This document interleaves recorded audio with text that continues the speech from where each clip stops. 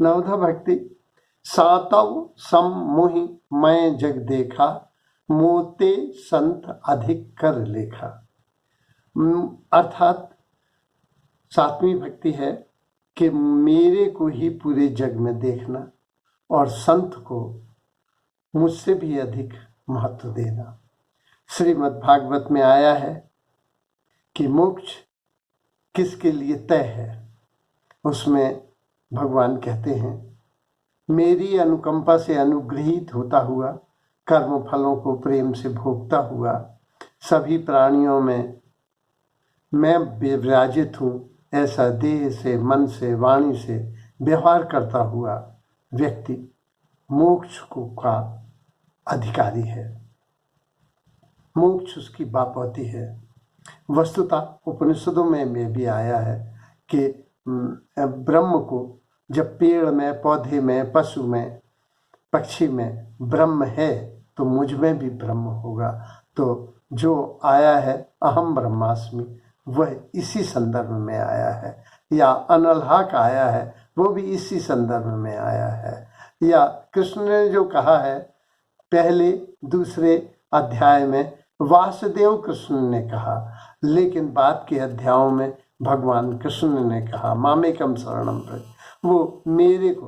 तो वो जो मैं है कृष्ण का, वो उसी का द्योतक है। तो अपने समान ही सभी में परमात्मा को देखना, अपने अंदर भी परमात्मा को देखना। एक बार एक ने पूछा था, विदेशी ने, कि वो ओशो के आश्रम में आए थे कि तुम्हारा गुरु कहता है अपने को भगवान। तो उस शिष्या ने जवाब दिया कि भगवान तो आप भी हैं, आपको पता नहीं है, क्योंकि वही आप में है जो सागर में है, वही बूंद आप में है, जो सागर का स्वाद है वही बूंद में है। आपको पता नहीं है कि आप उस सागर से जुड़े हैं। आप में भी वो किरण है, आपको पता नहीं है कि ये किरण सूर्य से आई है और आप भी सूर्य से जुड़े हैं। जब हम बहुत अच्छे कर्म करते हैं तो हम उसको ही रिफ्लेक्ट करते हैं। इस तरह से जो सभी में ईश्वर देखता है और व्यवहार करता है, वह मेरा भक्त है। फिर इसमें जो आया है, मोते संत अधिक कर लेखा। भगवान कह रहे हैं राम कि मुझसे भी अधिक जो संत को महत्व देता है। ऐसा क्या है संत? कैसे पहचानेंगे कि संत कौन है?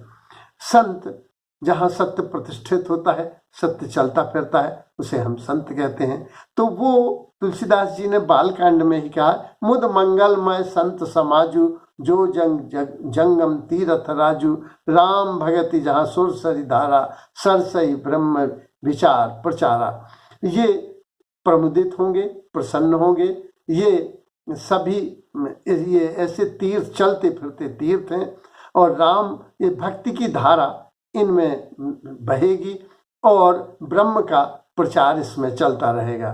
फिर वो कहते हैं कि अकथ अलौकिक तीरथ राव, दे सद्द फल प्रगट प्रभाव। इसका साथ थोड़े में ही अंतर दे देता है।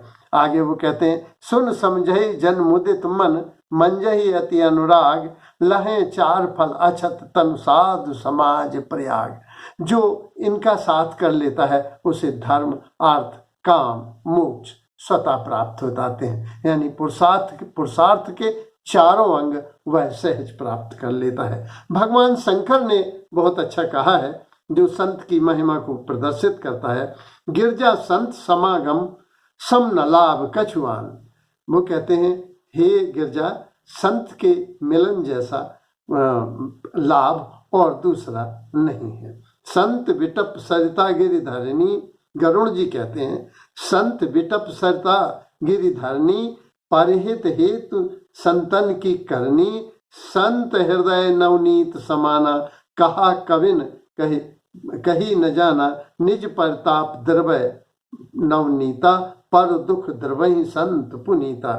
ये संत का हृदय नवनीत के समान है, लेकिन नवनीत तो अपने ही ताप से पिघलता है। जो दयावान है संत, वह दूसरे के ताप से भी पिघल जाता है। और इसकी कोई भी कर्म दूसरों के हित के लिए होता है, अपने हित के लिए नहीं होता। तो हम समझें कि संत है कौन? संत जिसका आचरण सत्य हो गया है, जो आत्मज्ञानी है।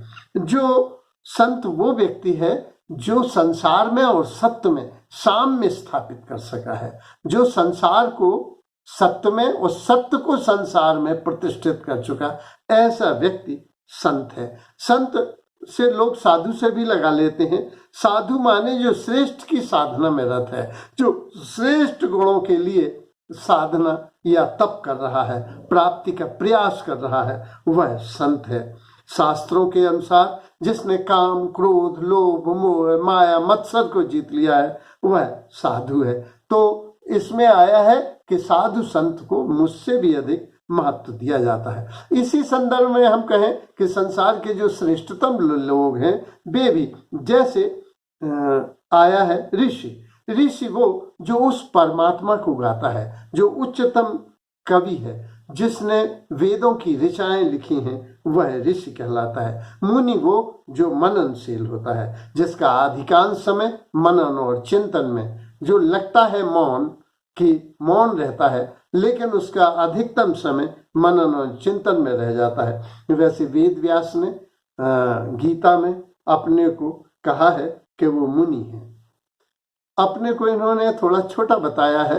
इन्हें तो वेद व्यास को भगवान वेद व्यास भी कह देते हैं।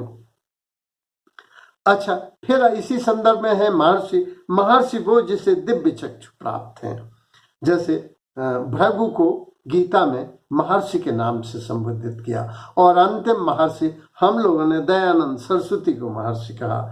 जिसके दिव्य चक्षु खुल गए हैं वह महर्षि है। जिसके ज्ञान चक्षु खुल गए हैं, जिसके परम चक्षु खुल गए हैं, उसको ब्रह्मर्षि कहा गया, जिसको नारद कहा गया।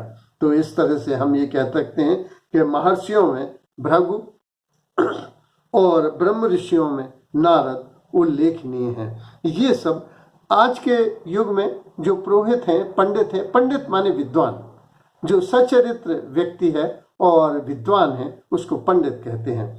और उसी तरह से पुरोहित जैसे सब शास्त्र वेदों का ज्ञान है, और जो निर्भीक होकर अपनी बात राजा से भी कहता है, जैसे दंड का भी भय नहीं है, उसे जो सबका हित चाहता है, उसे पुरोहित। तो ऐसे लोगों को, जो पुरोहितों को, जो संतों को, जो साधुओं को, जो ऋषियों को, जो मुनियों को, जो महर्षियों को, जो ब्रह्म ऋषियों को महत्व देते हैं मुझसे भी अधिक, वे मेरे ही भक्त हैं, भगवान ने यह कहा है। धन्यवाद।